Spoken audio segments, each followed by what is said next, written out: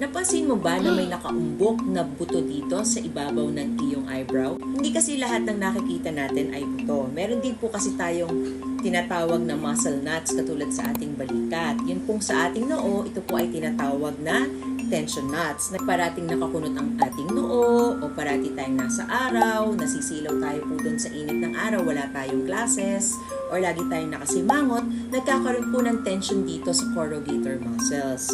So, yan po ang tinatawag na tension knots. So, paano ba natin tatanggalin ngayon ang tension knots? Yan, ituturo akong hack sa inyo. So, pwede po nyo itong gawin during your skincare or pwede nyo rin pong gawin any time of the day kung kayo'y free.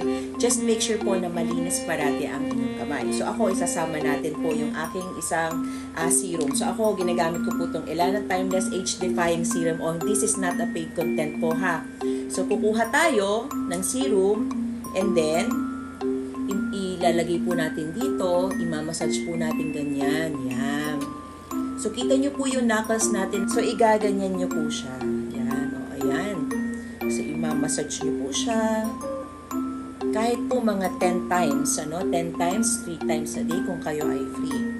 So, ito po ay nakakatulong upang ma-relax ang ating corrugator muscles. So, in return, hindi na po ito masyadong magdidikit or magkakaroon ng tension knot. So, kung talaga namang malalim na po at nagkaroon na po dito ng line, I suggest pumunta na po tayo sa inyong dermatologist. So, pwede tayo mag-suggest po ng botulinum toxin injection para ma-relax po yung muscles. So, pwede po natin gawin yung pagmamassage na yun everyday para po mabawasan ang ating tension knots. Hanggang sa susunod po, stay safe!